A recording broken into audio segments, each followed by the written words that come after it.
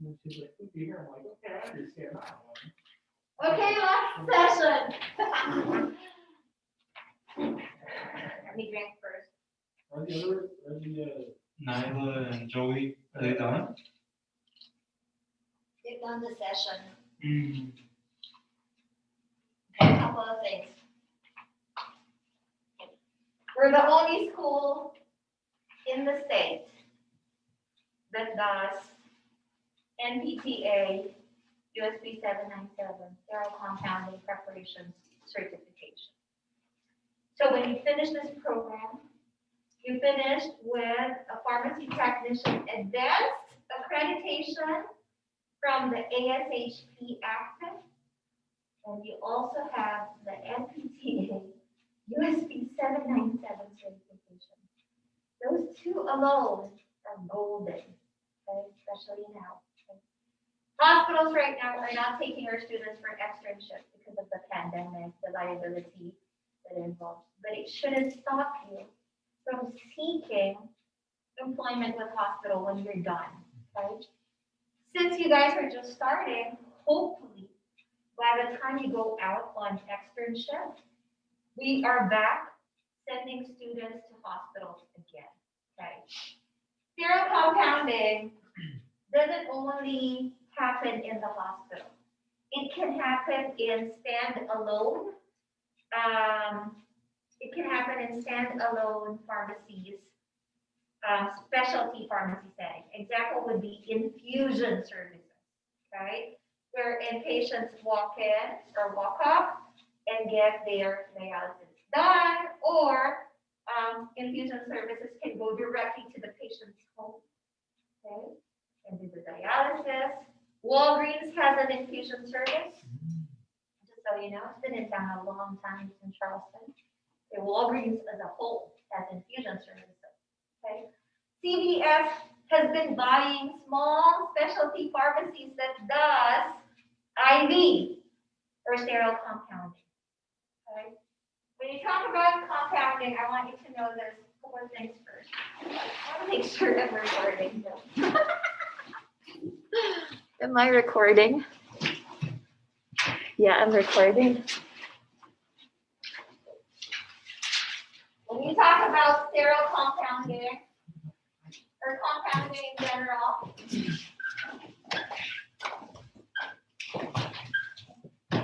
it can be sterile, it can be non-sterile. Okay.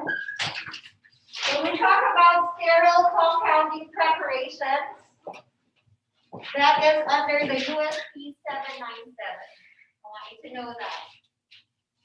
When we talk about non-sterile compounding preparations, that is USP 795.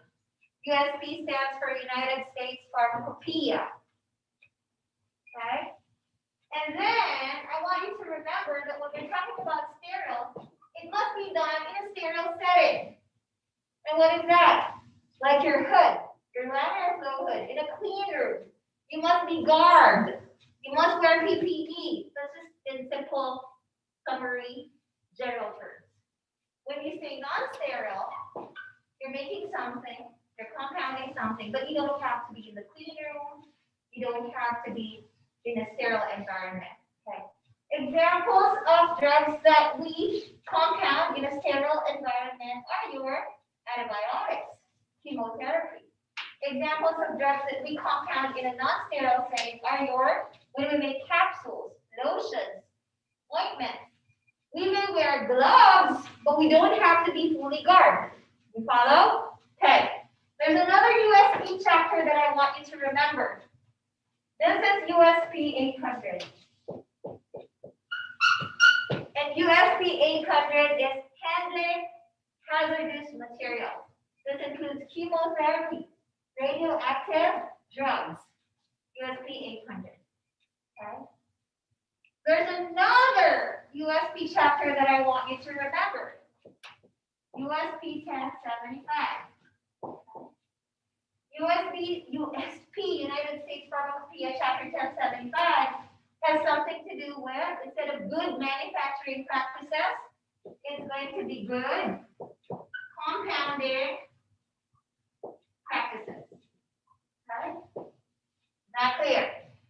you to remember the 4 USP chapters. It always comes up on the PTCE, National Certification Exams, okay?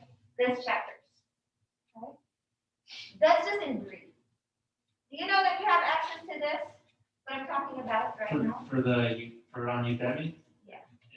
This, the access that I gave you on Udemy covers all of this, okay? Right now, you only have access to the sterile compounding.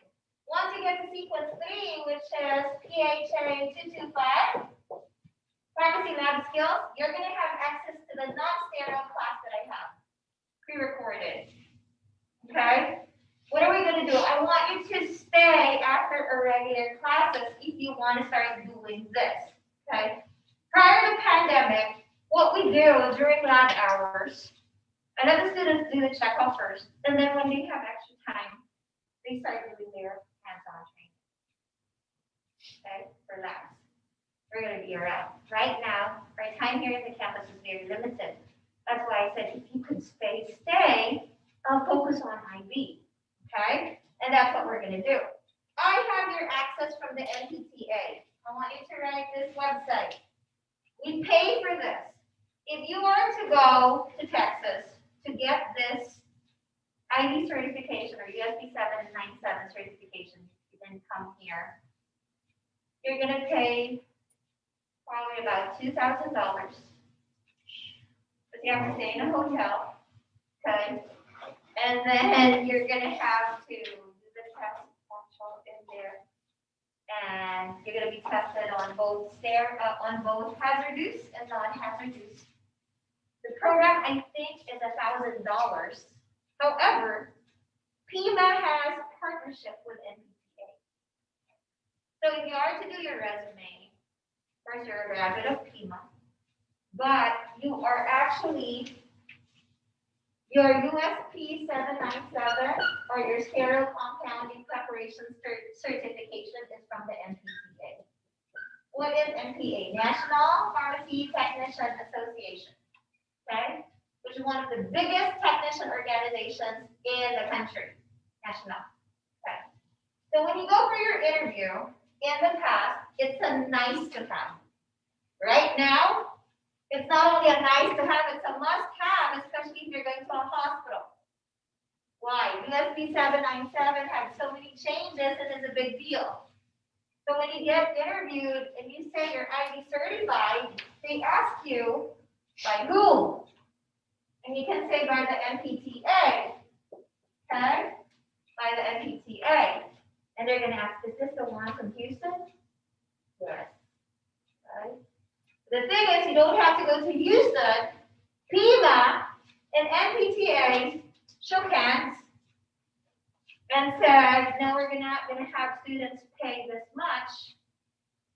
Okay, it said it's the contracted price. Okay, we didn't even increase our tuition fee, even after partnering with NPCA and adding this. This is the reason why our students are actually hired right away after graduation. Even if hospitals say you need 2 years experience, we bypass that.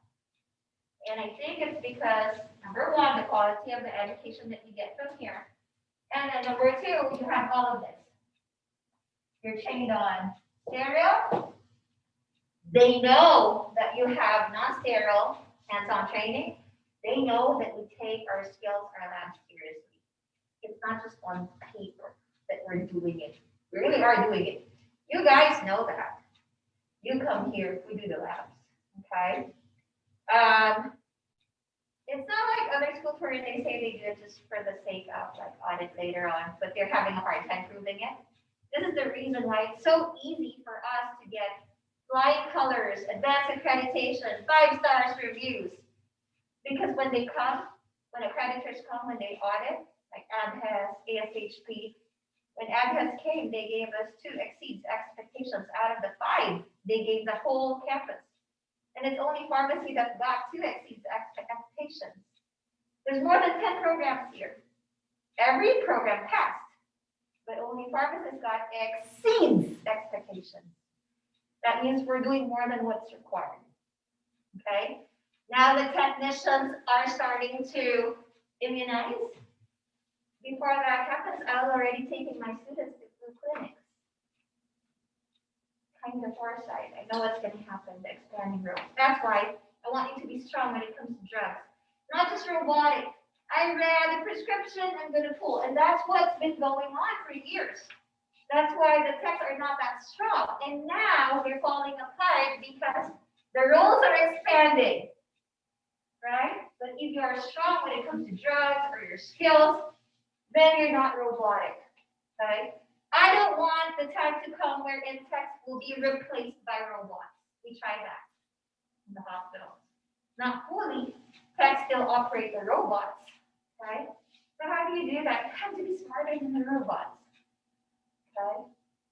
And that's why I don't want you robotic. I want you to really know. Why do you think I do those checkups? What is this for?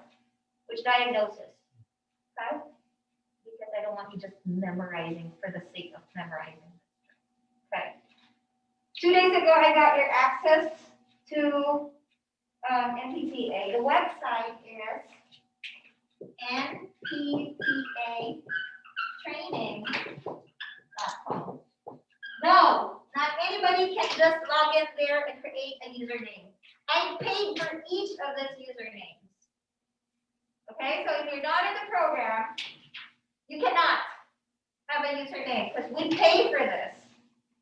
This is why I wait for you to get to your second sequence before I request for it. Okay? Here is a username and a default password. I want you to take note of it. Okay? The access, we used to give a book to students. This book. Okay? Now we don't give it anymore. Everything is in the access. Okay? Once you access NPCAtraining.com, use the username and the password that's provided. You don't have it yet. Okay. I want you to check on the side if you take a note of it. Okay. You'll have to change your password. That's the first thing that you do. It will require you certain things like one character, one capital letter, one special character, one capital letter, one lowercase, one number. If I were you, I'm going to save that. And I'm going to remember that. Okay. And then it'll ask you to edit the description. You can just write pharmacy technician student at Primo Medical Institute. You want to do it that way. Okay. Make it professional. Okay. Make it professional, your description. Okay. First thing I want you to do is to access that. Okay. Right now. Okay. I'll tell you, get up. It's only 4 of you, but only 3 has access. I want you to access it now because I want to see that it's working. Okay. There was a batch one time wherein the access wasn't working, okay? So I had to email the students couldn't log in, couldn't get in. Okay. Before I let you get up, I want you to get one each. This is just a form that we made internal for those students who start doing ID hours and you don't have logins. Yeah, but the other one is a login so that if you haven't put it in your journal, you have a paper copy. Do I need that paper copy? No, everything has to be logged in online on the NPCAtraining.com website. However, it's nice to have that paper so that when you're here, you just log it in, okay, and then when you get home, you can transfer it, okay? But I'd like to sign your clock in and clock out, so we can track how many hours. You are required 20 hours of hands-on training for IV alone, sterile compounding alone. In the past, prior to the pandemic, I tell the students, if you want to go to a hospital, on top of a perfect attendance and a 3.75 GPA, I want you to do 35 hours minimum. Okay, so what NPCA requires is only 20 hours. Okay, so if you got 20 hours of hands-on, log in there. And Mr. Shen, I validated that you did that 20 hours. What we do is to let you do your validation. Okay, there are 2 parts to the validation. You're going to be validated on a non-sterile first. I'm not non-sterile, not hazardous, I'm sorry.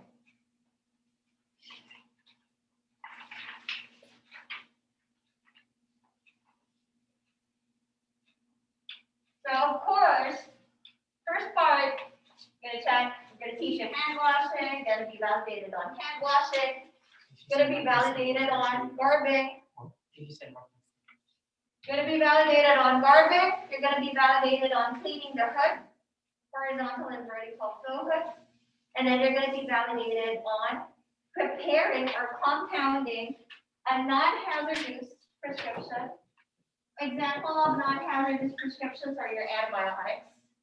So you'll be given a prescription, you will reconstitute that, and we will watch you do that. Of course, we cannot expect you to do that without you learning it yet, okay? The classes that I have online are not nice to have. They must be watched. Yes, they're nice to have, they're not just supplementals. You have to watch them, okay? And you have to give me, before I validate you, part of a requirement, 100% certificate of completion, which is printable. Okay, so that I know that you've watched all the videos in there before we validate you. One of the requirements. Okay, non-hazardous. So we will watch you, we will validate you, that you've learned something, you've learned everything that you need to learn to compounding non-hazardous drugs, which is antibiotics, as an example. And then part 2 will be the same. However, the prescription you will be given is hazardous. So chemotherapy. I want you to know that whatever cures cancer causes cancer.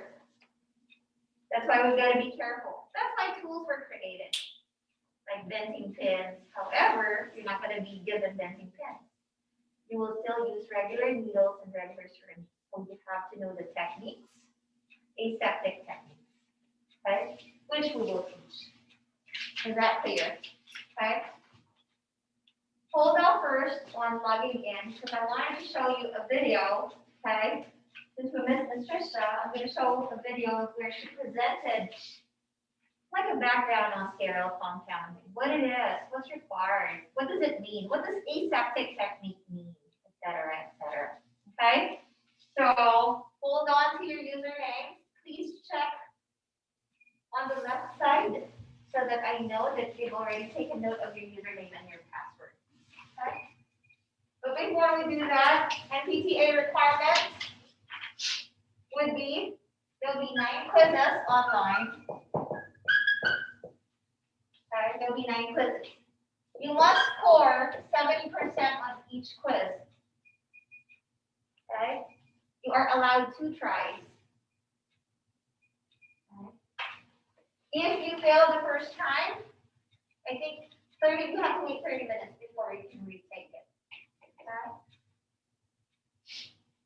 If you fail the second time, you will have to pay out of pocket to get another access. Because the first access is free, which we pay for. Okay? So you don't want to fail. I mean, there's no students fail the first part. There'll be a final exam in there. Same requirements, 70%. You're struggling in math, chapter 3 on the quizzes is math. You can leave that for later on. It's an open book test. Okay? However, I don't want you cheating yourselves. Read the chapter first before you take the test so that you know where to find it. Yeah? Okay. And then don't worry about chapter 3, which is the math part, because it's longer. If the other tests are 1 hour, the math will be 1 hour and a half. Okay? There'll be 9 quizzes, a final exam. You're required 20 hours of hands-on and a journal entry. What's a journal entry? Every time you do hours for IV or for ESP 797, you will be asked 4 or 5 things. Okay. First, the date. Second, how many hours did you work? Third, what did you work on? Say, for example, I tried to work on handling ampules. Okay. Fourth is self-evaluation. What does that mean? Okay. I'm becoming more comfortable at breaking ampules, or I still have a hard time breaking ampules. Okay? These are your journal entries, and you will have to copy, paste, add, edit. You can do it from the oldest to the newest, or vice versa. Newest to the oldest. Okay? But it has to include this number of hours. I don't want you miscounting the 20 hours. Remember, 0.25 hour is 15 minutes. You have to know that.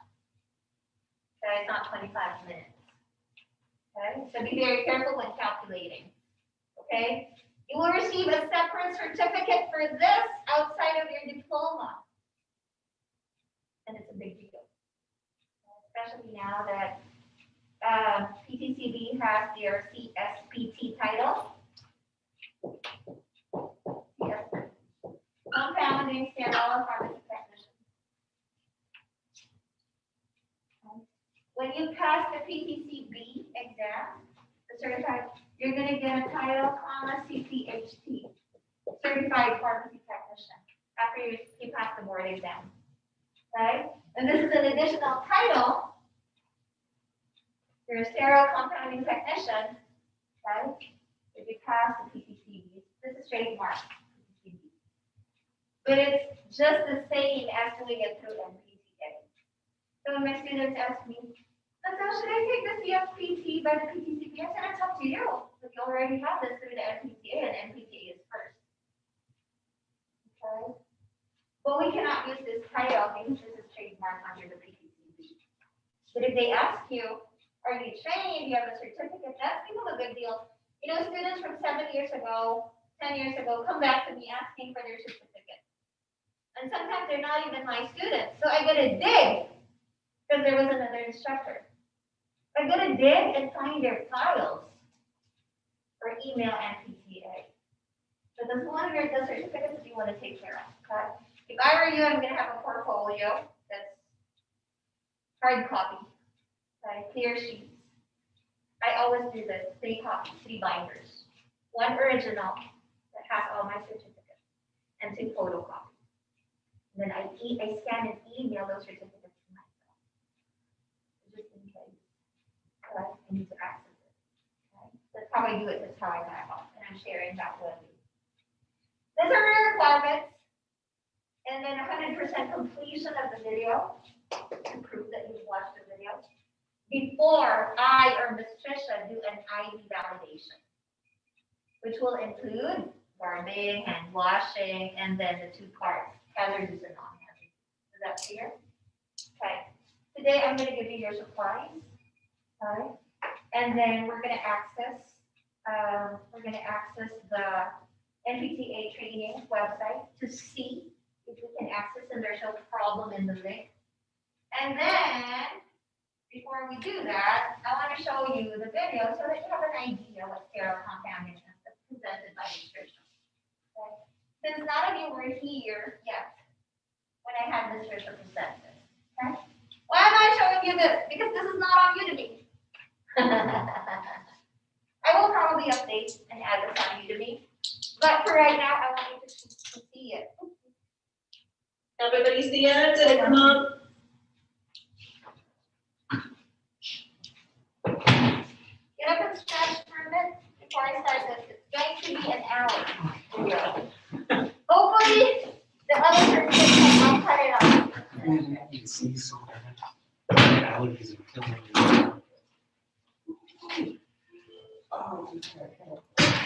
I need that Benadryl. Oh my gosh, I'm sneezing. I'm gonna sneeze, but it doesn't want to sneeze. Really? It knocked me out yesterday. I can move this, I think, right in here.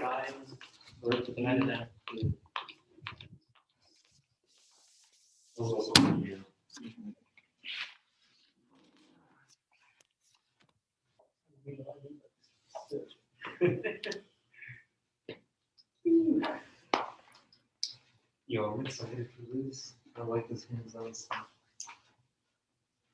Especially since we're dealing with different syringes, we're dealing with actual needles, Like, come here. It's fun though. And then when we start doing the vaccine practice, you know, that's to be fun. Try to make it as close as I can.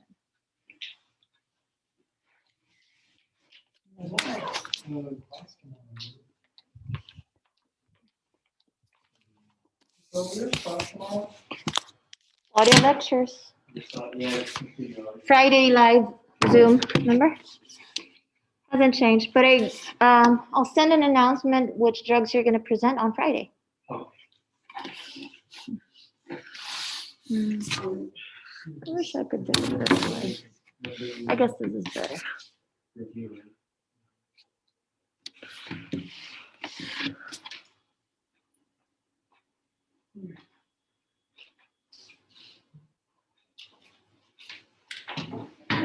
Tired.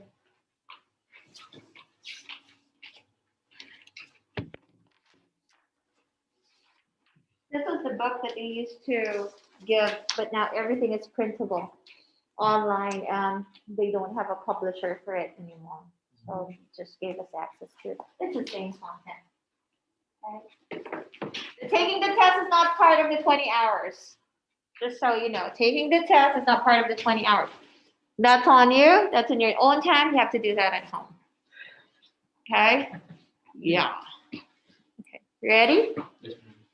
Ready, guys? Yes. Thank you. Am I good? Yeah. So part of our pharmacy lab skills, we just went over non-sterile when you guys were in the lab on Monday, but we're gonna do also sterile compounding.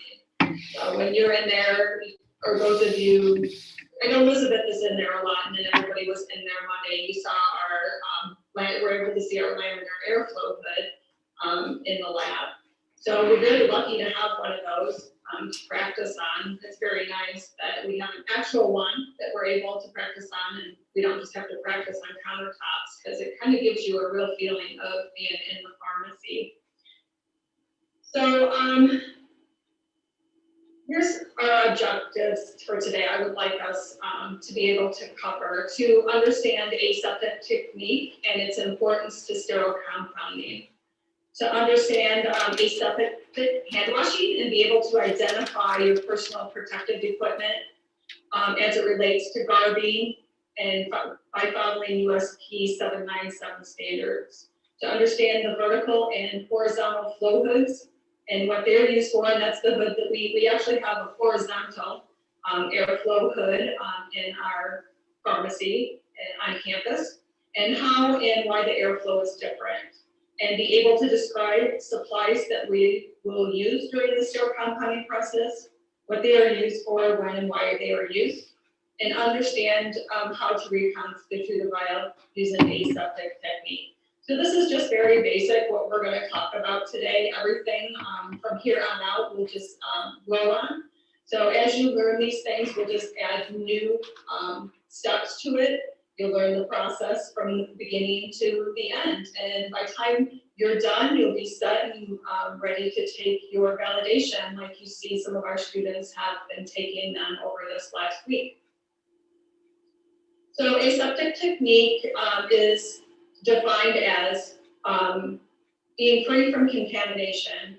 Which causes harmful bacteria, viruses, or other microorganisms, aiming at the complete exclusion of harmful microorganisms. So this is what is different than if you would just compound on a countertop as opposed to being in the hood. So inside our hood, we have some nice air that's about an ISO 5 class. And what that means is that's just how many particles they allow. So you have your HEPA filter within your hood, and what that helps do is filter out any particles, because particles, organisms can attach to particles and then they can grow. So the whole idea of being able to minimize how many of those are in there is to minimize the harm from the bacteria that we can possibly transfer onto our patients. These medications are going into the body, they're going in through a vein in your body, and so we want to make sure, because you can grow bacteria in your blood, just like you can outside of your body as well. And so aseptic technique is healthcare procedures designed to reduce the risk of the transmission of pathogenic microorganisms to our patients. And yes, this is a picture of Miss Trisha in the hood. So that is actually me. At my last job, we did a kind of a photo shoot for our website. And so these are not actual, actually the two drugs here are real drugs. That is actually doxorubicin and donorubicin. But the yellow is actually what Miss L used the other day on your, to make sure you were doing the fold and flip method correctly. And you use this also when you get your chemo certification to make sure that you're not dripping. So this fluid is actually, you got vials and ampules. So when you take your chemo certification, you get this substance that will glow if you drip any. So we want to make sure that we're not dripping any cytotoxic or hazardous drugs. And that's because it's harmful to us. I mean, it's not really harmful to the patient, because they're getting the drug. But what about the healthcare workers, the nurses, us? You know, if we get that on our hands or transfer that to our clothes, we can bring it home with us and give it to our families. You know, our nurses can transfer it maybe on a chair or a table, and then a patient's family member could be there with them and they can touch it. Now it's been transferred to them as well. So we want to make sure that we are avoiding any transfer, because these cytotoxic agents are just that, cytotoxic. They kill our cells. So we want to protect ourselves. So for personal protective equipment, also called PPE. So when you're in the field, you'll hear them refer to it as your PPE. It's designed to protect yourself from patients if they might have something that you could get from them, but also it protects them from us shedding our skin cells onto their product that we're making. So when we use this in the IV room, when we go into the buffer room, the reason we gown up is really just to protect the patient, to keep down that, minimize that particle count. So everything in the buffer room, the ante room, starting from the pharmacy to the ante room to the buffer room, each step you go, you minimize the amount of particles. So that by the time you get into the hood and you're preparing that medication for the patient, you're at the minimal amount of particles. So we wear shoe covers, and this is what you will don or put on first. So putting on your personal protective equipment is also called donning. When you take it off, it's called doffing. I don't know who designed those words, but that's what they are called. I guess I've never really Googled it to see where they came from. They seem kind of silly, but whatever, we go with it. So we put on our shoe covers, then you're gonna put on your hair cover. If you're men, you're gonna wear that beard cover. We prefer that you don't have, especially in the South, really have any facial hair. But I know some men do have a beard, so depending on what the policies and procedures are, organization where you work, they may allow that as long as you wear a beard cover. You need to wear a mask and a gown and sterile gloves. If you're doing hazardous drugs or chemotherapy, you're going to want to wear chemo gloves. According to our new 800 standards, so that's USP. I know Ms. L has covered this. We have the 795, 797, 800. Our 800 standards are really designed to protect the healthcare worker first and foremost. Pardon me. And so our chemo gloves have to be ASTM rated. And what that means is that's the standard practice for assessment of resistance. So the resistance for that drug to be able to get through those gloves. So they are rated in such a manner so that companies can't just make gloves without having them being up to standards. So, USP 800 has designed these standards as a minimum. All right, so now that we're all garbed and we put on our personal protective equipment, then we'll show you the putting on your PPE here. I want to talk about hand washing. I know you may think that it's silly. It seems like we talk about hand washing a lot in the medical field, but it really is how we minimize our bacteria and our fungus, especially for IVs. So I'm a very big stickler on hand washing. I always have been, even in my previous jobs. I think that it was really instilled in me very early on, and so it's something that I've always made sure that I've done properly and I don't take lightly. It's really our first thing, the garbing and the hand washing is our first thing we do to make sure that our patients get a sterile product. So I wanted you to watch this video because it's really not, I don't think it's going to be beneficial if I just explain to you how to wash your hands. And yes, there is a proper way and an improper way to wash your hands when it comes to doing it aseptically. So I'm going to get this, hopefully this video goes. And this is through Johns Hopkins.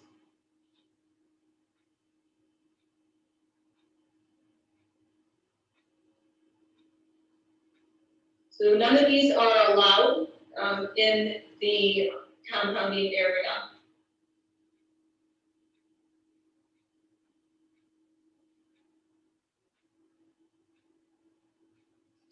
Is there an audio to the video? Yes, you guys can't hear it? No. Can you guys hear the video, the audio? I can't. Oh, okay. I don't know how to. Maybe you click the link and then, Yeah, let's try it that way.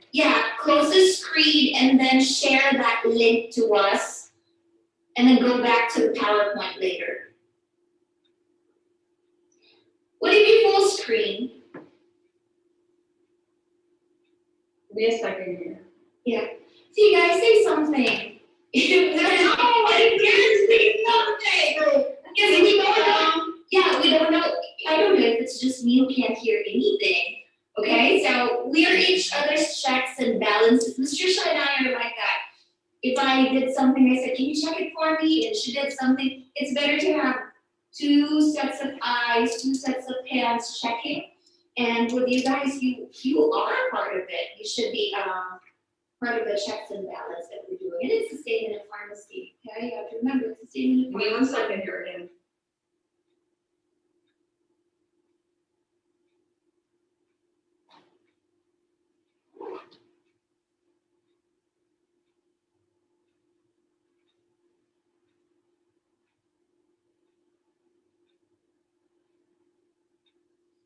My suggestion is to click that link.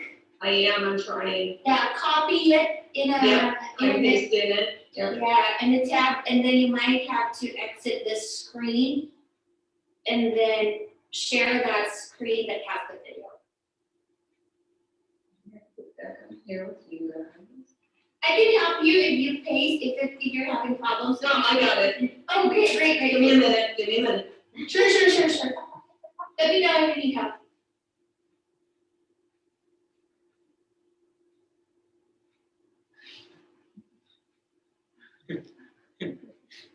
There you go, perfect. Can you see the new screen?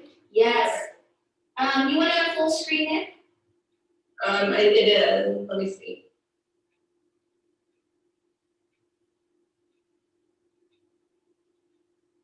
Technology is killing us.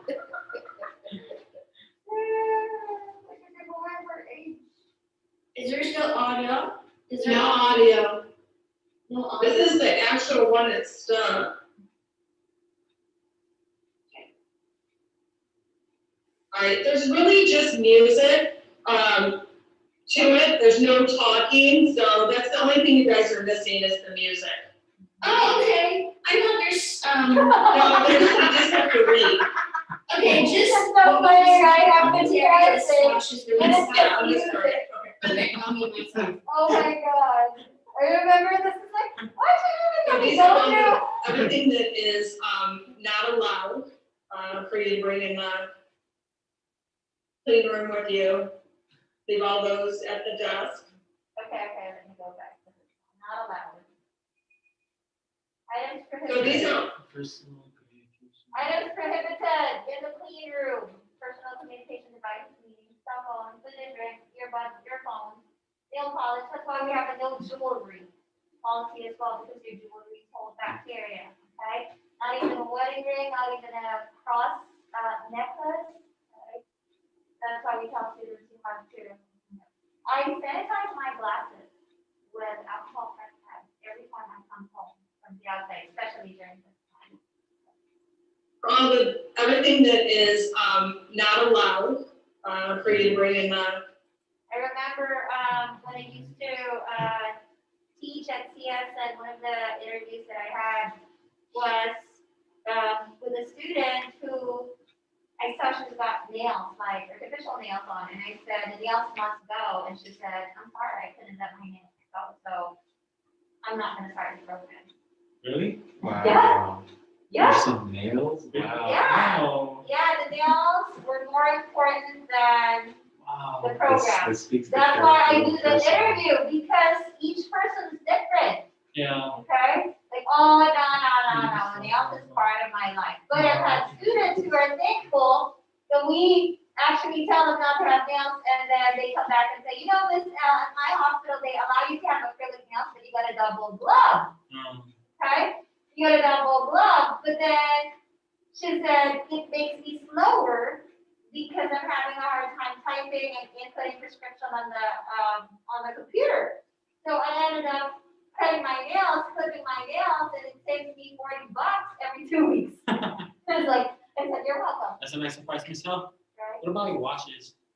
Watches, usually we don't bother with watches, but that's why I like water resistant watches. I was telling you guys where you can wash even your watches. That's like really no jewelry. So watch Like these, falls you under can wash. jewelry. Your waterproof G-Shock. That's why even then I don't let you have earrings on, Yeah. okay? You'll see, I always don't, I don't wear, that's the reason why I stopped wearing jewelry still, because there's so much to keep off. clean room with you. Leave all those at the desk.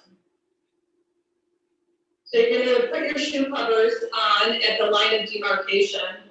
That line is in the anteroom, and it separates the clean side from the dirty side of the anteroom. You're gonna remove all of your jewelry and bracelets or watches. And now you're gonna put your hair cover on. She's putting 2 on. If your hair is heavy, you may need it. Put 2 on in order to keep your hair in, cover all your hair. And then your mask.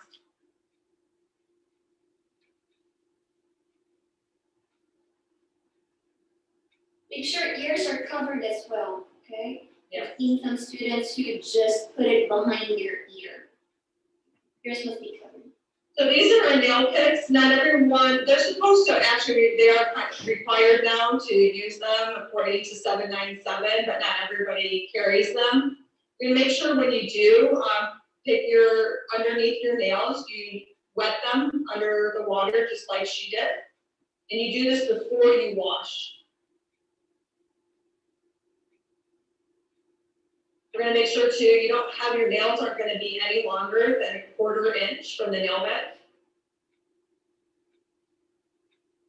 No, nail polish, no artificial nails.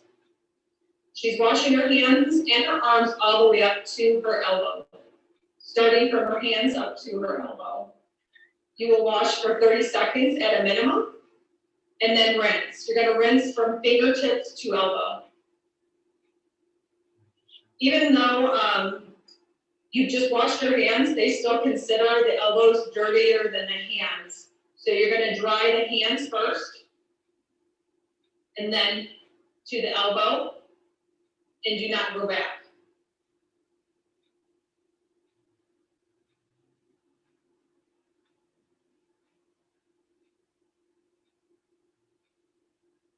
And now this is when you put your gown on. And now she's gonna use alcohol-based hand sanitizer after putting her gown on, since she touched the gown. And then once it's dry, she'll be set to put her gloves on, and now she's ready to go. Make sure your glove goes over the cuff of your sleeve. That way you are not shedding any of your skin cells from any thing. You don't want any of your skin showing. All right, so I'm gonna stop sharing this one. Yeah, Go back to, When we start doing IV, do I need to wear beard? No? beard cover. Yeah, I will not provide beard cover, so you gotta shave. okay, we'll put in my own beard. Actual certification itself, you practice, that's fine. But the day of your validation, you must not have any beard. Okay. You didn't shave. this one. Yeah. Does anybody have any questions? There's So must far? go. Uh-oh. Hold on a second, it's talking to me. You guys probably can't hear it, but there you go. All right, sorry about that. Any questions, anyone? On that process? Did everybody understand? Yeah, I saw that she used one paper towel for both arms. Would it be more advantageous to use two paper towels? Because You the can. first one is dirty, you know, you're Yeah. trying to, it Yeah. can get dirty, Well, correct? she dried her hands first if you want, and then she dried each arm. So she didn't go back, you know, had she done hand to elbow and then hand to elbow again, yes, but she did her hands first and then each arm. Now, I'll tell you what, you're gonna need more. Open in the pharmacy, that you'll need more than one, so you won't have to worry about that, but I don't think they don't, allot you the paper towels, and you won't actually use a paper towel, you'll use a lint-free wipe. So, in order, they don't even, you don't even keep, paper towels in the ANSI room, you don't use those past the pharmacy area. So, yeah, that's good, Elizabeth, and however you feel comfortable, as long as you're not going over it again, if you wanna use one for each arm and you feel better about that, that's fine, absolutely. Okay, so now I'm gonna talk about the hoods. There are really two different type of airflows when it comes to hoods. There's many different type of hoods because you have hoods that are designed for chemo meds, like antibiotics and TPNs, and then you have hoods that are designed for hazardous meds as well. You also may have, because some places might not have the availability for a buffer room, they'll have a hood that actually is closed, they call them glove boxes. So it's closed off to the room itself, so all the air inside of it is the ISO 5. Hold on, let me end let. Okay. And so, but the main two types of airflow and the ones that we're going to talk about today are the horizontal airflow and the vertical airflow. So no matter what your hood is, it'll have one type or the other. And so the difference between the horizontal airflow, and that's what we have in our lab on campus, is a horizontal laminar airflow hood. And its HEPA filter is in the back of the hood. So if you look at the back of the hood, you'll see that it has, it's actually more open. Some of them are more solid. They're stainless steel with tiny holes in them, but ours is actually a more open grate. The HEPA filter is behind there.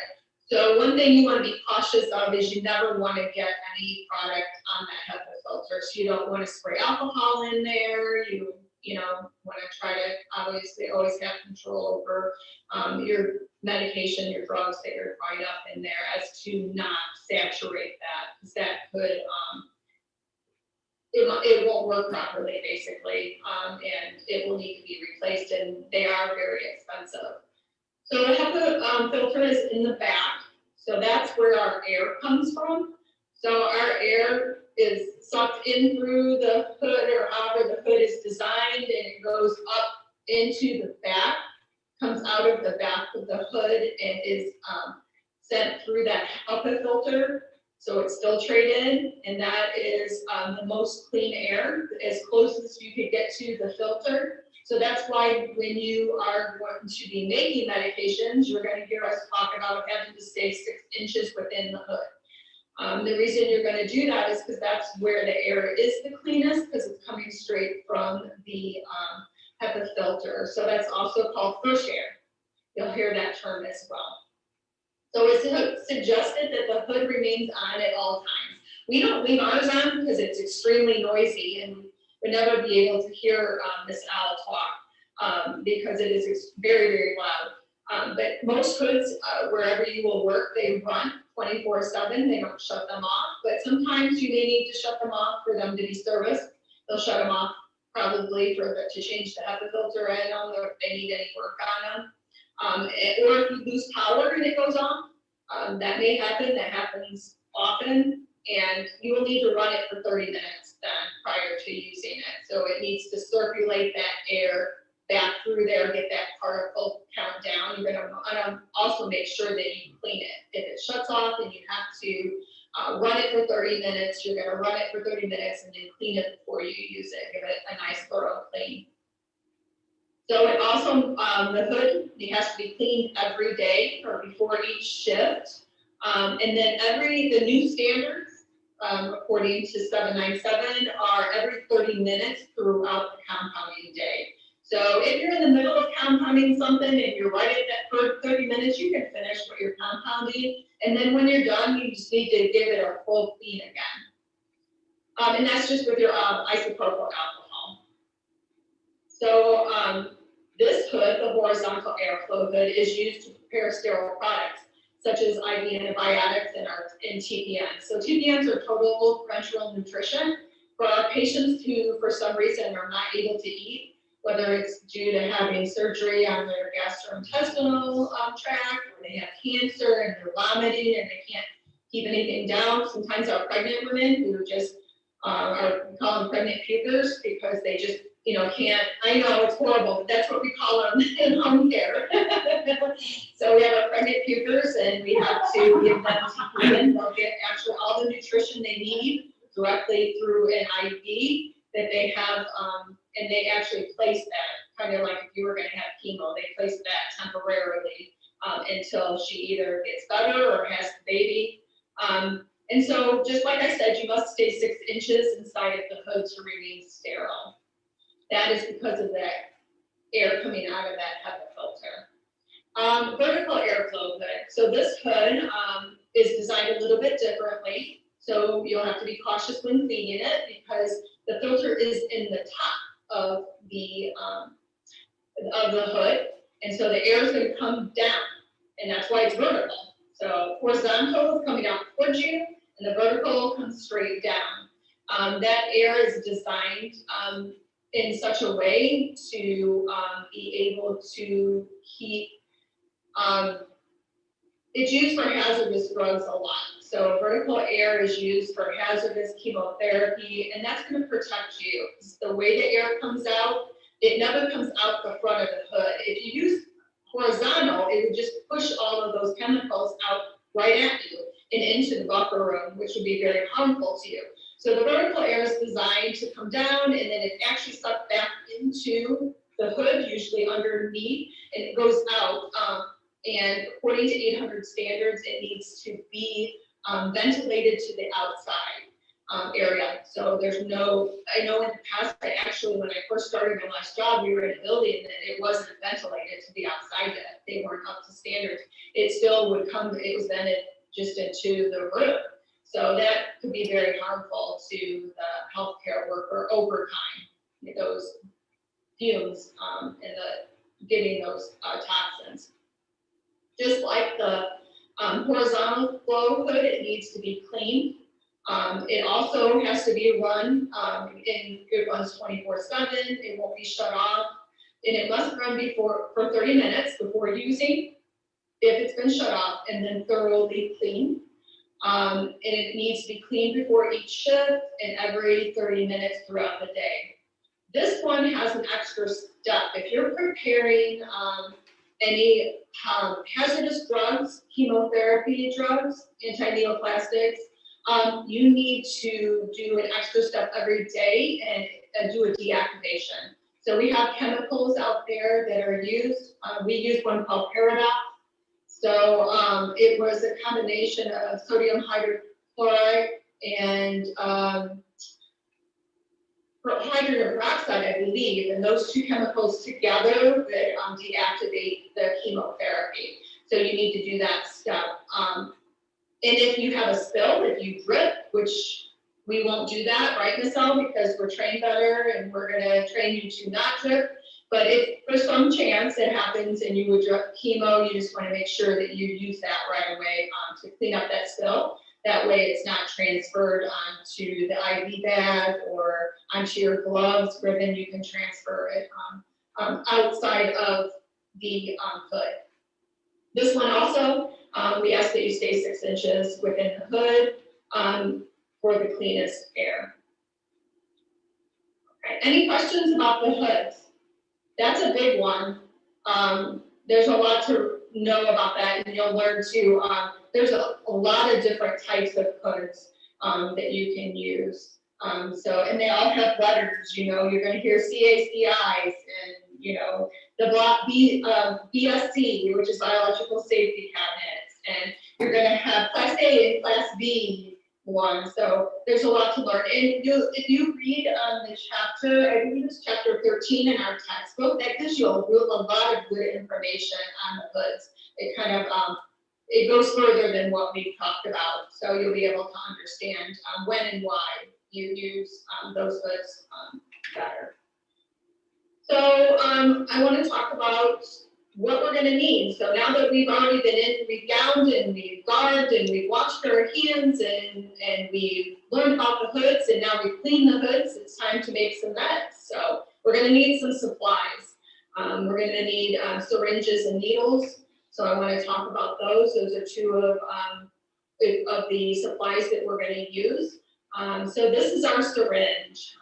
These syringes come in a bunch of different sizes and for different measurements, because you will measure from very small to very large in size. And so here is our syringe, and our syringe, we have to be cautious of what we touch because we have areas called critical points on all of our supplies that we use. And the critical points are points that we're going to enter that could possibly cause contamination, be a site of contamination. So on the top of this needle, this one has a lure lock attached. So we have split tips and lure lock syringes, and we in pharmacy use the lure locks. They use the split tips for other things in medical, but we use the lure locks.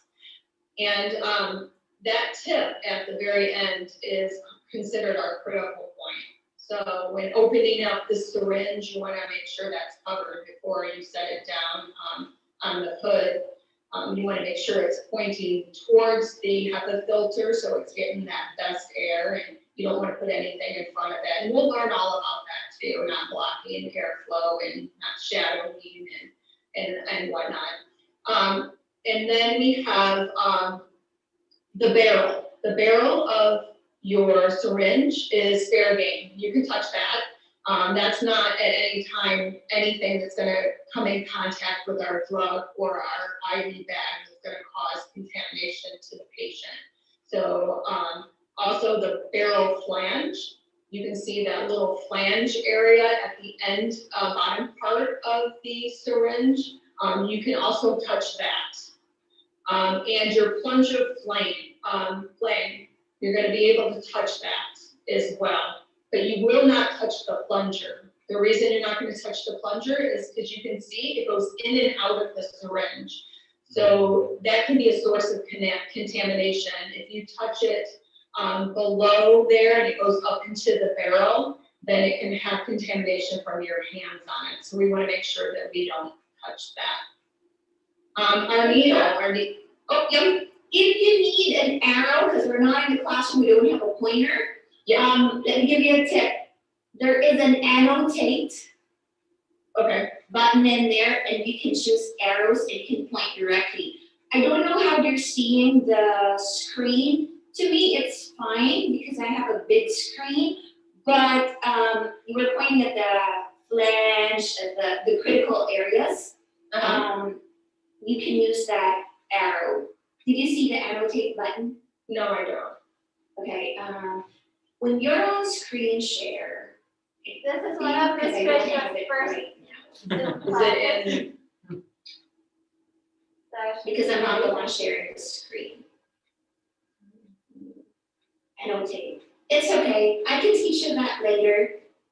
yeah, I was just looking real quick for it. Yeah, just in case you need arrow to point out Okay. certain things, if we have drawings or pictures. I just learned that recently too. Okay. You know, I'm not an expert on Zoom. I'm not either. Yeah, but in case you needed it, so it's there, Can you see my point, can you see my pointer now that I'm pointing it? yeah, we can see your cursor now, that'll work. Can I use, I'll just use that. How's that? Okay, I didn't know if you can see that. Can you guys see it? I can see it, I can see her cursor. Can you see my cursor? Okay, good. All right, so now we have a needle, that we're gonna attach to our syringe. And so this part here is the hub. That's the actual part that is gonna, you're going to, put onto the end of the needle on that lower lock, end. And then that little piece right there is the hilt. And that attaches, that's the base of the actual shaft of the needle to the hub. You have the shaft, and so the shaft is the actual metal or needle part of the needle, and lumen's the inside of it. So the shaft is the outside, and the lumen is the area that's hollowed out inside, and that's what what's gonna draw your fluid up into your syringe. And then all your needles are have a bevel on them, so this is how they are shaped. You have a tip here or a point, and this part right here is your bevel. So this is going to be important in two ways. You're going to make sure you bevel up when you're going to put your needle into your vial to draw out. And then when you draw out of the ampule, you're going to want to make sure your bevel's down. So bevel up on a vial is to help make sure that we do not pour. And that means take a piece of that rubber stopper with us and put it into the fluid. If we do that and then it's drawn up and put it into the IV bag, then that can be infused into the patient, and that's not good at all. Okay, so our syringes come in different sizes because we're going to draw different amounts of fluid. Drug is going to come in different doses. So according to doses, we'll know how much volume we're going to pull up. So it can range from 1 to 60 ml. Those are our size syringes. So if you have anything greater than that, we'll use multiple syringes. And our 1 ml syringe, it goes down to 0.1. So you're going to select your syringe. The capacity is the next size larger than the volume to be measured.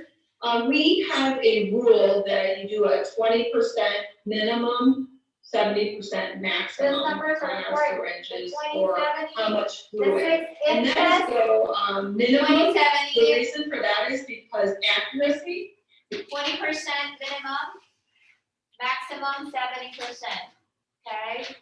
The amount of drug that you're supposed to withdraw using a particular syringe, minimum should be 20%. What does that mean? So if the syringe is a 10 ml capacity, 10 ml syringe, the minimum that you should use that syringe for is for 2 ml.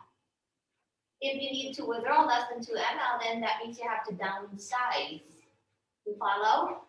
And then maximum would be 70%. No more than, if the syringe is 10 ml capacity, no more than 7 ml.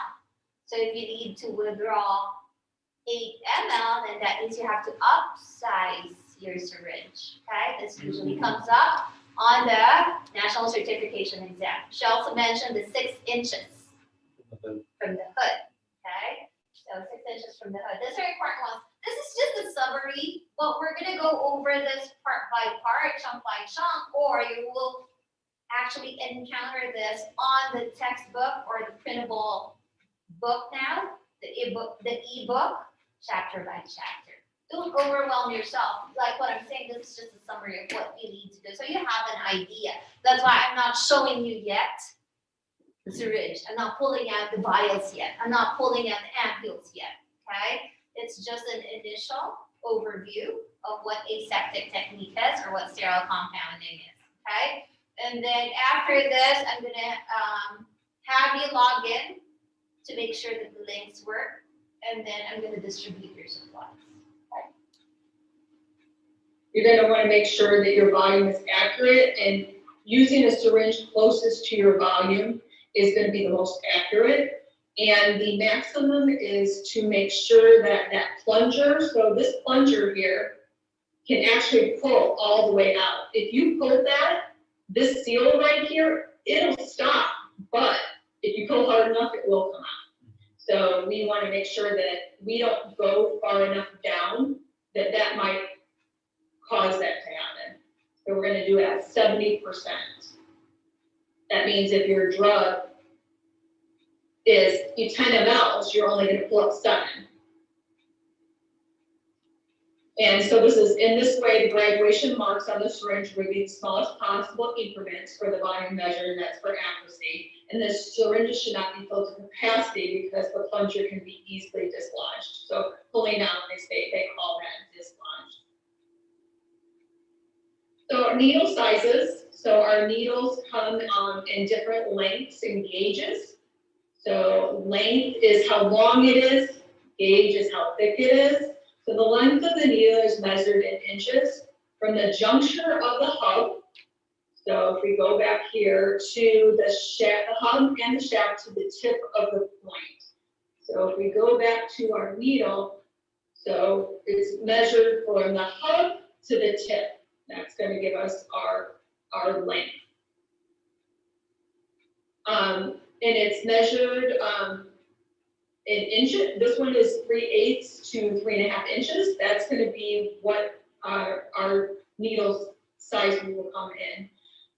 Some special use needles are even longer than that. Wow, that doesn't sound nice at all. I don't think I want somebody sticking something longer than 3.5 inches in my skin, or my body, my arm.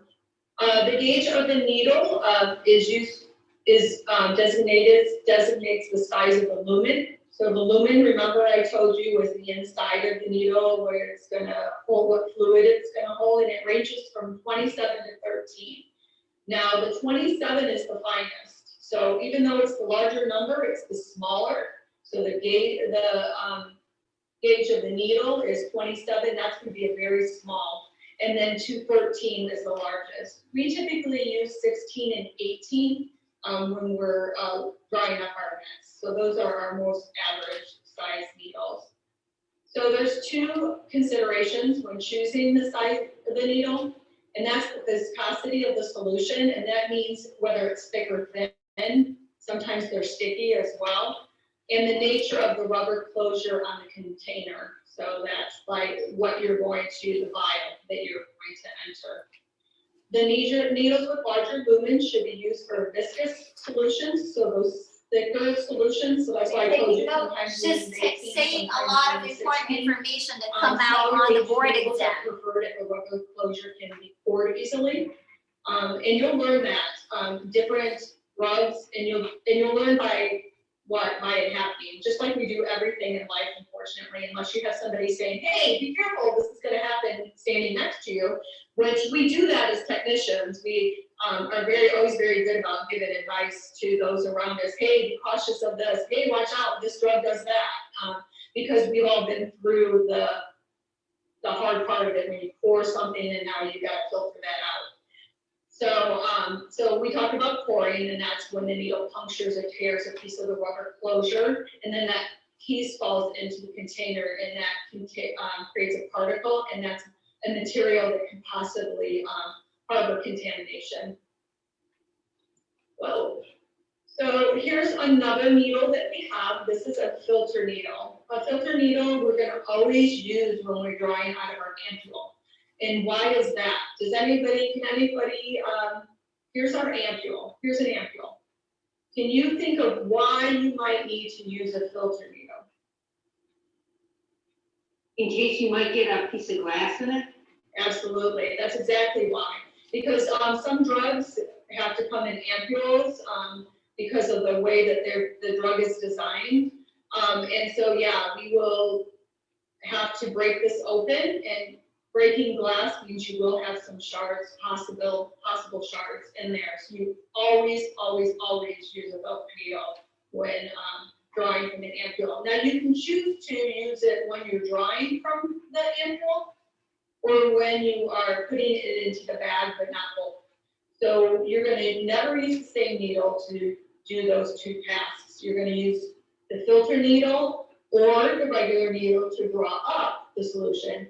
And whichever one you don't use, you use the opposite to put it in. So if you choose to use a regular needle because it's easier for you to draw it out of here, you just need to make sure you filter the drug before it goes into the IV bag. If you choose to use the filter needle to draw it out of the ampule, then you just need to make sure that you use that regular needle to go into the IV bag.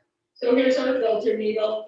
It has, the only difference it has between a regular needle and this one is it has a filter in here. So it's usually a glass filtering device that's in there, and it's about at 5 micron. So when there's different micron size filters or different size filters according to what you have to filter, and most drugs will let you know what size you need.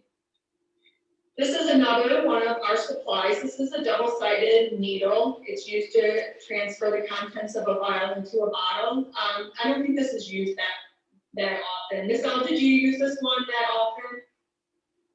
Did you use the this type of transfer? No, I only have one in the pharmacy, Yeah. just to show them, because, we're not having them do the add a vial, we're not having them do the transfer needle. We're gonna have them use regular syringes and regular needles, because we don't always have the luxury of this. What if we ran out? What if we go out of stock in the hospital, which Mr. Shaw was talking about? And we will keep telling you this. It's okay to know how to use the basics and the regular ones, so you're not stuck and disabled when this go out of stock or out of your supply.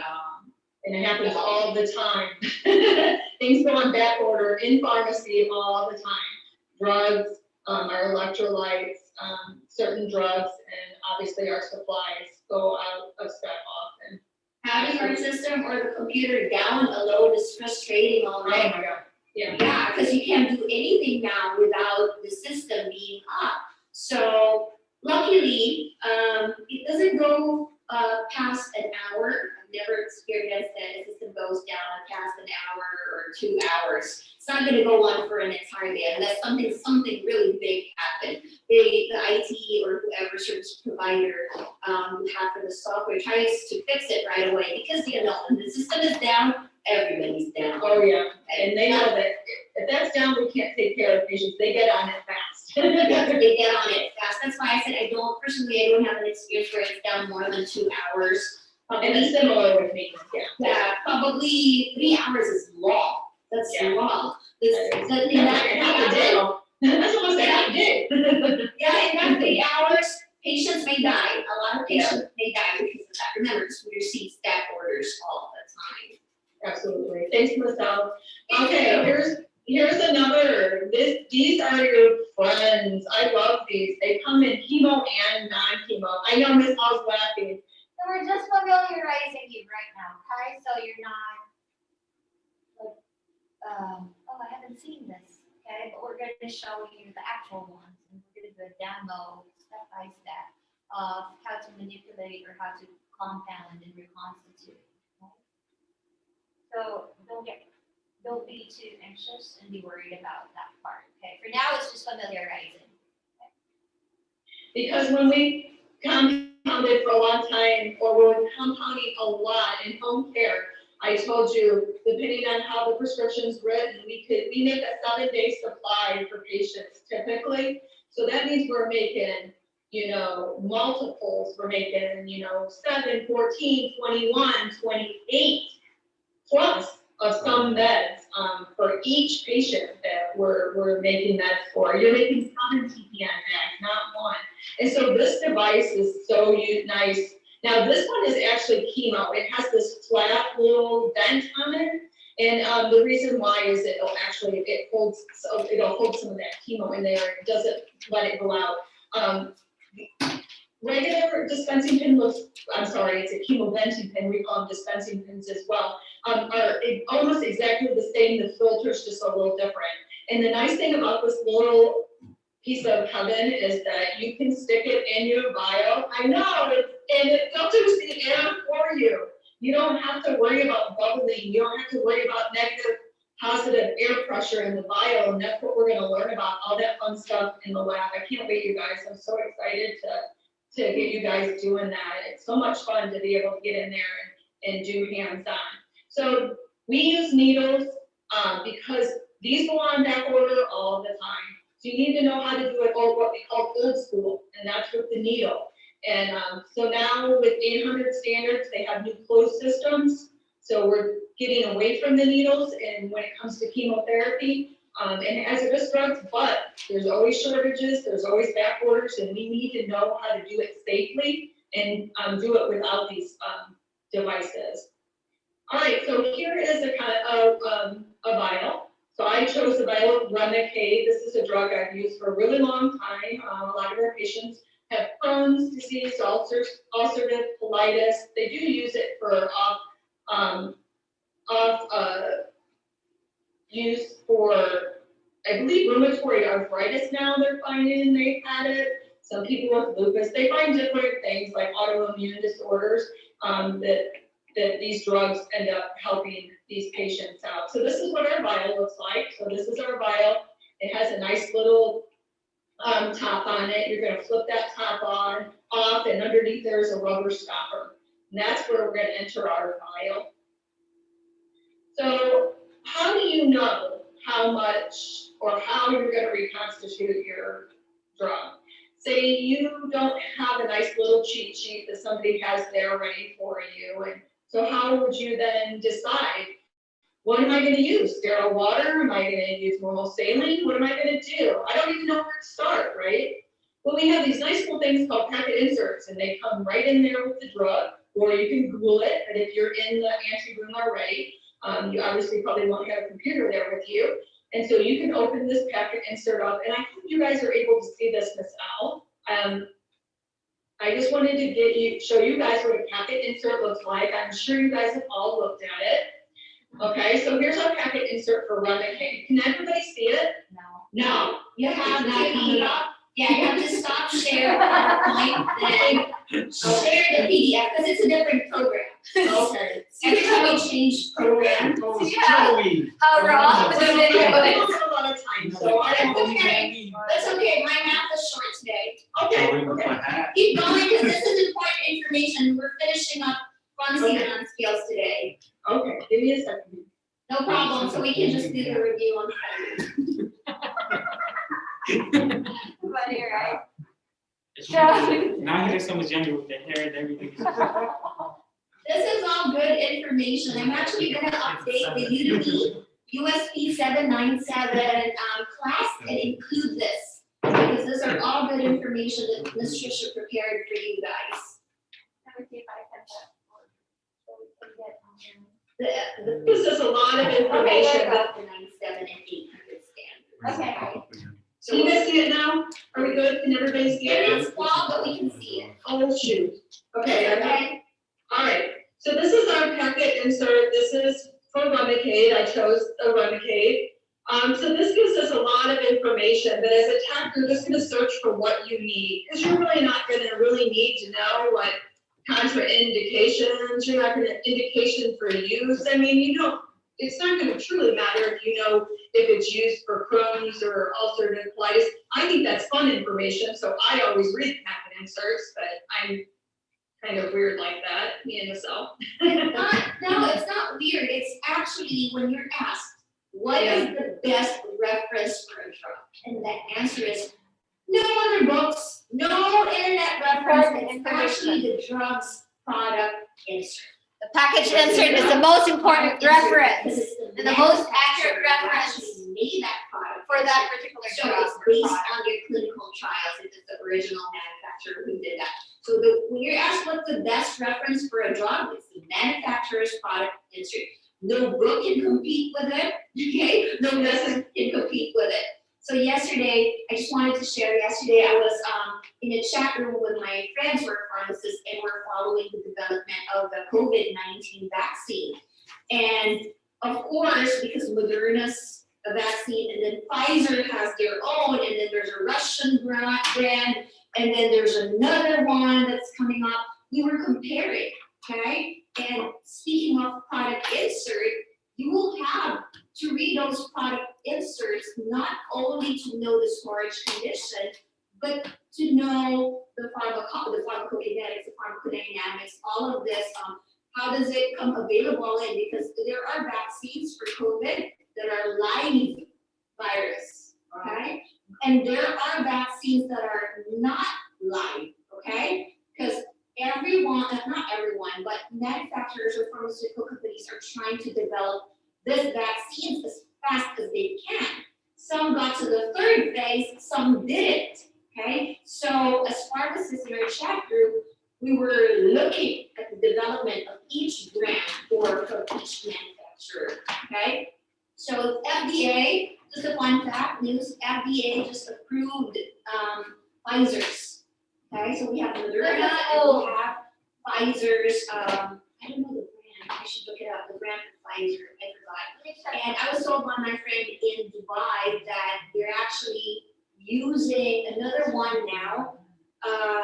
I gotta look it up, and it's open to the public. The public has access to the one in Dubai right now, okay? And I know that Philippines is gonna start off with a Russian one, okay? So that's what's going on in the world now, but we always go as pharmacists, Ms. Trisha. Oh, there you go. We're doing vaccinations now. Oh, Sorry. this is my go-to. And I always pick the one that actually, I find it to be best, and that's where I got this one, was off the FDA website.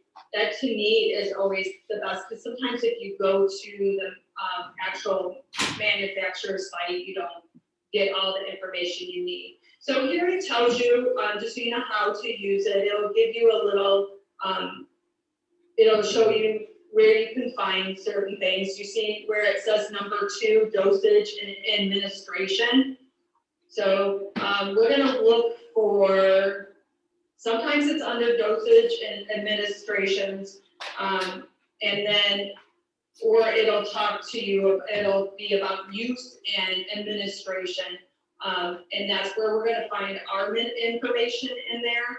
So it's gonna tell us how we're gonna use it, what we're gonna use to reconstitute it with. So this is actually, you're gonna use 10 ml of, it's actually compatible with normal saline and sterile water, but they'd like reconstitution to be done with sterile water. When I first started making it, probably 11 years ago, we just used this normal saline out of the bag and reconstitute the vial with that. But then they had some changes, but it still is compatible with both. So if you have to use normal saline, and it tells you that, compatible with, so use either or. You're gonna use 10 ml, so you're gonna put a full 10 ml in there. So you're gonna get a 10 ml out. And I know I was talking to them in the lab the other day on how when you put in that, whether it's 9.6 and it's gonna yield 10, there's some drugs that you're gonna put in 10.2 and it will truly yield 10. So I cannot figure out miraculously where that 0.2 goes, none of us know, and you had powder in there, but it really does happen. So we have some drugs that are like that, and we're like, really, where in the heck does that 0.1 or 0.2 go? And then you may have some that the powder's actually, I'm assuming it has something to do, obviously, with the molecular makeup, the structure of the drug, because then some of them you're going to put less in and you yield quite a bit more. So I say go to your packet insert, It will give you anything that you need to know. If you are concerned on whether what you're putting it in, it may not be compatible with that, because you might get asked that. In my last job, I was always asked that by the doctors. Is this drug compatible with D5? Can I give the patient, because the patient may need, some glucose. So can I put this in D5? Is it compatible? And you're gonna have to find that out. You're like, okay, yeah, packet insert. Go to the packet insert, you find the doctor, their information, and they're gonna think you're great. So, well, hopefully they're gonna think you're great. It may be called packet insert or product insert, okay? Well, Product package. give me a minute, I can get to open up my PowerPoint and I'm like, losing it down. I know that Almost done, guys. every time I open something, and then I have to remember that if it's a different program, I have to close and open that. So now I have to figure out how to find you again. Also, tell us how much. To remember that if it's a, We are down to Reconstitution step, here. last one. So excited. Now we're down to the actual reconstitution of the vial. So we know what drug we need. We've decided what fluid it's going to go in, because that packet insert will also tell us how much max minimum that the drug can go in. So according to what the doctor has called for, we'll want to check that too. We call it COA, we cover our butts. And so we like to make sure that we know what something's gonna go in, it's compatible with that. So we found out what it's compatible with, we found out what it's reconstituted with, how much that it will yield. So we're gonna be able to figure out our math, because we know it's gonna be 100 milligrams per 10 ml. So we're gonna be able to then go whatever dose that doctor calls for, we're gonna be able to figure it out. So we're gonna do our math. So like I said, we're gonna choose our diluent, so that would be our normal saline or our sterile water. In this case, we're gonna use sterile water. So we grab that, we know it's gonna be 10 ml, so we gather all our supplies, because now we know what size syringe we're gonna get. We're gonna remove that top of the vial, and very importantly, because that is considered, after that little tab comes off the top, that's considered a critical point. That rubber. Hey, don't worry. There is part of your Udemy where the demos on the videos where we actually chop, okay? So how to open a vial, how to break an ampule. All of those are short videos that you can watch. The purpose of this is just to familiarize again and give you a summary of So what. it's not foreign to us when we start to Yeah, study it. this is, but she's saying, Patricia's saying a lot of important information right now, like the 6 inches, how long do you have to wash your hands? These are questions that usually come up on the PTCE. 30 seconds, okay? How long does the hood need to be on and running before you could use it? 30 minutes. These are numbers that are important and always, always, always come up on the PTCE, okay? National certification. Push stopper is a critical point. You're not gonna want to block airflow to that, and you're gonna want to make sure that you alcohol that with isopropyl sterile alcohol. We're gonna use a wipe. You're gonna use just one side of the wipe for one vial. So if you swipe one side, you can turn it over and use the other side for a second vial, but don't ever reuse them again after that. So we're gonna attach the appropriate needle to the syringe. So Remicade isn't very viscous, so we'll go ahead with our 18 gauge needle. And we don't need a filter needle for this because it's not in an ampule, and we haven't been, some drugs we do have to draw up with the filter needle. If they come from other countries, our FDA might not consider them to the standards that they should be filtered to. So a lot of times we ourselves will have to use a filter needle. But this case, Remicade is not, we don't need a filter needle for that.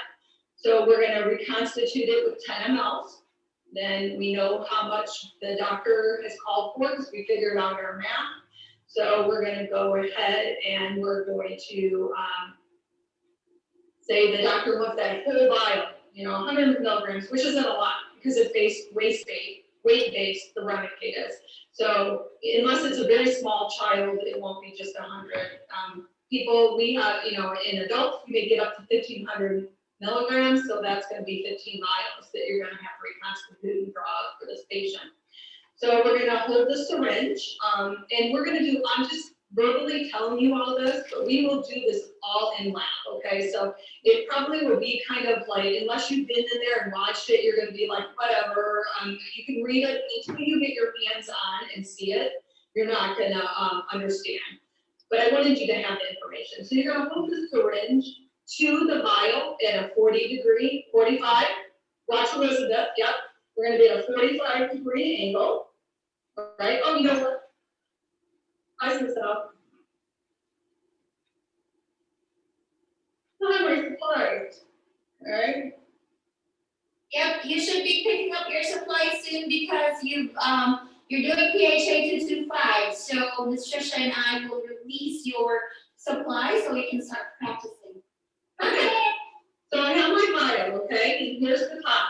I've already alcoholed it off, and I have my syringe and my needle. My bevel is up. I know you guys probably can't see, but that means that it's like a little, I don't know how you explain what. Ms. Trisha, I think for you to be bigger on the screen, why don't we take that PowerPoint off? Okay. So I think, yeah, it's just you. Yeah, and we're done. This is the end of it, guys, so yeah. Okay. I This is was my last one, yeah. Thank you. How's that? Okay. Alright, so we have our vial, guys, and we have our syringe. So I have, this is your bevel and your needle, can you see that? I'm just gonna turn it, see that bevel? We're gonna do bevel up, okay? And I'm gonna turn this so that I can set this down, it's always important you set it on. So can you guys see? I don't know if I can do this. There, do you see it? Alright, so I'm gonna do bevel up, and this is a 45-degree angle. So I am going to just barely pierce that rubber stopper at the 45 and turn it into a 90, and then go in. Did everybody see how that went? It's very, very hard to get into. So we got it at 45, Also, you pierce it like this. we're gonna pierce it Yeah, a little, gently pierce it. not a lot, It's just you like, don't have to be rough, it's and then almost go like when into you're 90. doing an injection. That when is you're tough. doing blood. Yeah, did you see that? 45 I degree saw double that, up, Yeah. pierce the So, skin. but But you're not anyway, gonna that's jab how it we, in, but- enter the vial, okay?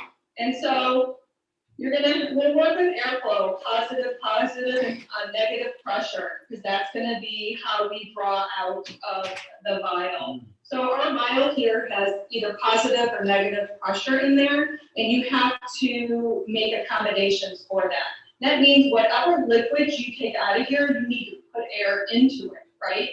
So you're gonna draw air up into your syringe, and as you draw the fluid out, you're going to put air in, draw fluid out.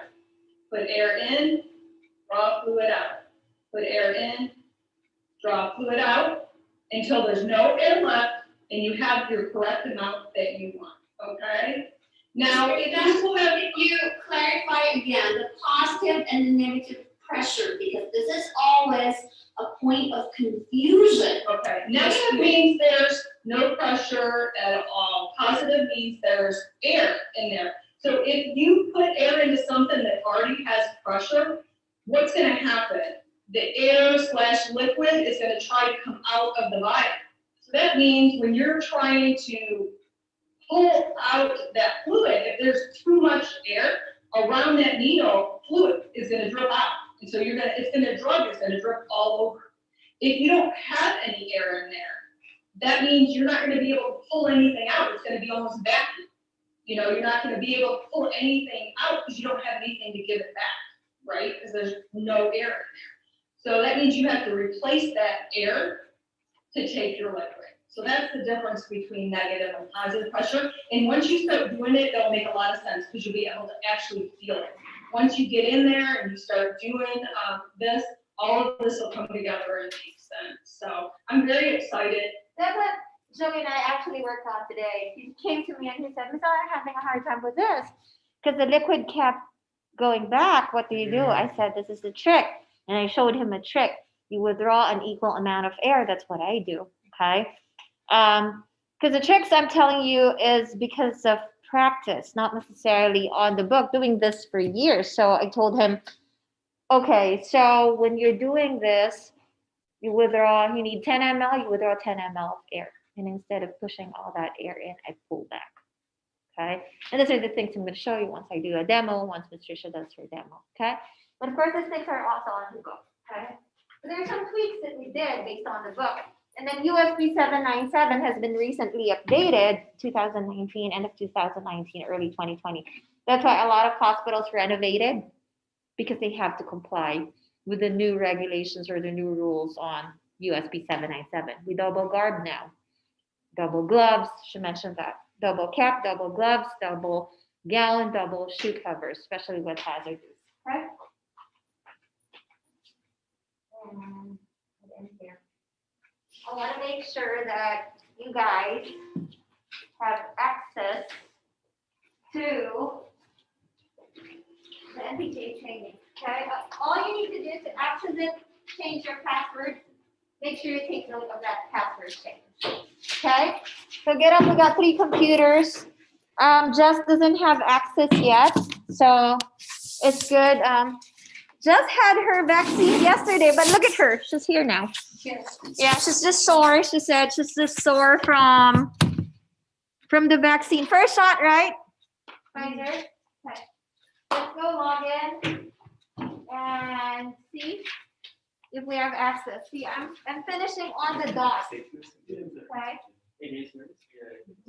It is. Sometimes we go over, but most of the time I can pretty much calculate how much would go. Like the bigger number of students, the larger the number of students, the more time it takes because we're really doing one-on-one and hands-on, right? That's why we have a ratio of 1 instructor is to 12 students, and we're doing labs non-sterile. Once you get to the sterile part, it's 1 instructor, 8 students. Okay, so you cannot say that, oh, let's go to cramps. No, we don't do that. We comply with that. Okay. You're free to go, Jess. I usually give the access on your second sequence because I want to see what you're saying. Right? Some students, I pay for their access and then they disappear after 1 week. I can't ask NPCA to refund me that, and I can't ask them to assign another username to that person. No. So I wait to see, for you to prove to me. Yeah. So, I got it. You got it? Okay, change your password, Pat, don't forget. Don't forget your password. And then I think you're required to say a description. I want you to check the PDFs.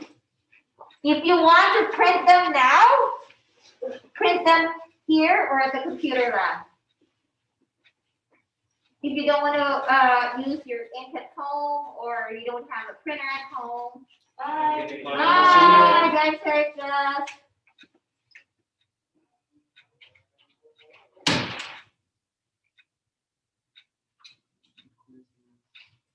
I'm going to send out an announcement on Blackboard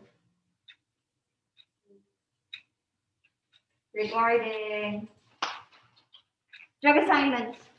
Okay? We're on week 3. So you have drug words, abbreviation, quizzes, plus final exams on Tuesday. Did you put the asterisk at the end for the change me 1 with the asterisk? Oh. Yeah. Presentation.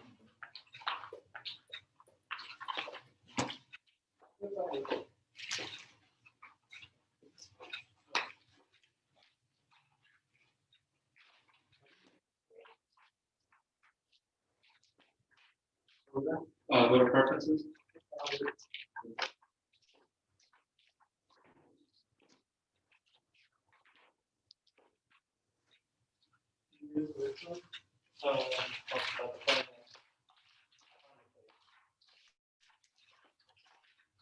Kevin, do you have your week 3 drug? I Uh, mean, sequence 1 drug. sequence 1. I mean, sequence 2. We're on sequence. The packet? I The mean, list. The list. the list. Drug words. Is there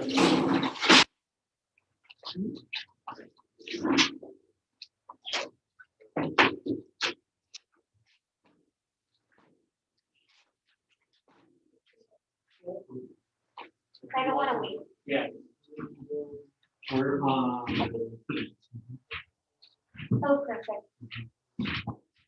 Yeah.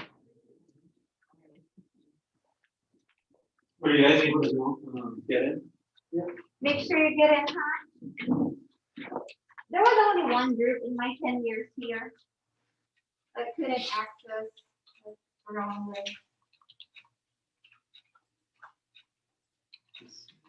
It's tough, whole day, but we're getting there. For most of you, you like just one whole day instead of twice a week. Yeah. We'll have to see how Ms. Trisha feels. Now we come back.